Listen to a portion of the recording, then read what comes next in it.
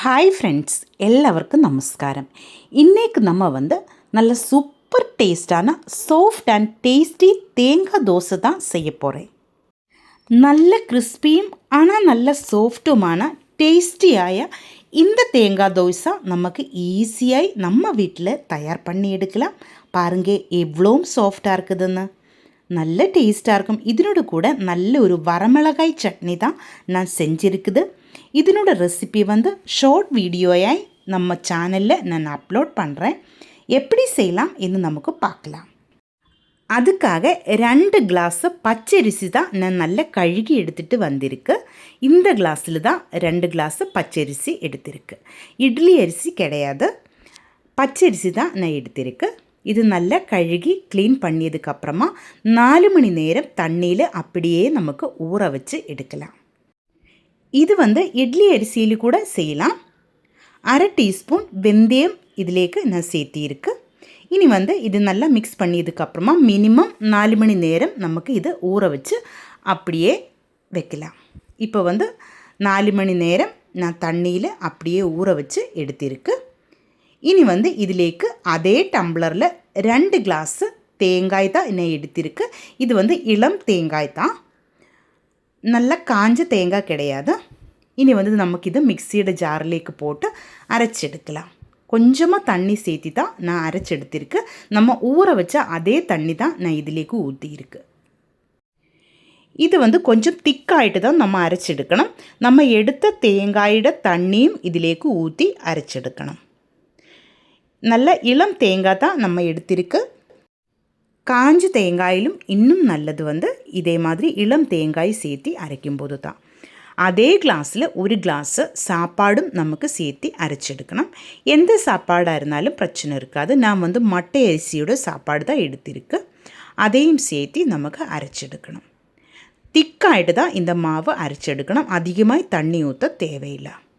இனி மிக்சியோட ஜார்லேக்கு கொஞ்சம் தண்ணி ஊற்றி அந்த தண்ணியும் நமக்கு இதிலேக்கு சேர்க்கலாம். இனி கை வச்சோ இதே மாதிரி ஒரு கரண்டி வச்சோ நல்லா மிக்ஸ் பண்ணி எடுக்கலாம். இதிலேக்கு நம்ம ஈஸ்டோ பேக்கிங் சோடையோ எதுவும் சேர்க்கறதில்ல. இது அப்படியே நல்லா கலரி விட்டு நல்லா மிக்ஸ் பண்ணி எடுக்கணும். இப்போ நான் கரண்டி வச்சு இதே மாதிரி நல்லா மிக்ஸ் பண்ணி எடுத்திருக்கு. பாருங்கள், மாவு இதே மாதிரி தான் இருக்கணும். இனி இது மூடி வச்சு நமக்கு 8 மணி நேரம் அப்படியே வைக்கணும். மாவு நல்லா பொங்கி வரும். இப்போ இதனோட மெஷர்மெண்ட்டை நான் கரெக்டாக சொல்கிறேன். 2 கிளாஸு பச்சரிசி எடுத்திருக்கு, 2 கிளாஸு தேங்காய் எடுத்திருக்கு, 1 கிளாஸு சாப்பாடு எடுத்திருக்கு. இதுதான் இதனோட கரெக்டு அளவு. இப்போ காலையில் நான் பிரேக்ஃபாஸ்ட்டுக்கு தான் தேங்காய் தோசை செய்ய போகிறேன். மாவு கரெக்டாக பொங்கி வந்துடுச்சு. பாருங்கள், நல்லா சாஃப்ட் ஆகிட்டு வந்திருக்கு. தேவையான உப்பு சேர்க்கலாம்.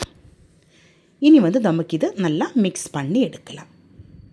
அதுக்கப்புறமா நமக்கு தோசை சுட்டெடுக்கலாம். தின்னாயிட்டெல்லாம் நல்லா திக்காயிட்டு தான் நம்ம இந்த தோசை சுட்டெடுக்க போகிறேன். சூடாய தவையிலேக்கு இந்த மாவு ஊற்றி நமக்கு தோசை சுட்டெடுக்கலாம். இது நம்ம திருப்பி போடுறதில்ல. இந்த மாதிரி ஹோல்ஸ் வரும்போது நம்ம இதுக்கு மேலே ஒரு மூடி வச்சு வேக வச்சு எடுக்க போகிறேன்.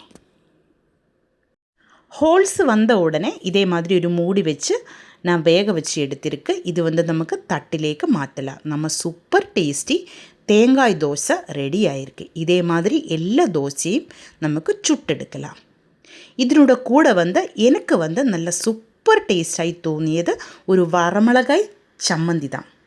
நல்ல டேஸ்ட்டாக இருக்கும். இனிப்பும் காரமும் புளியும் எல்லாம் சேர்ந்து வருന്ന நல்ல டேஸ்டான ஒரு வரமிளகாய் சட்னி தான் நான் ரெடி பண்ணியிருக்கு.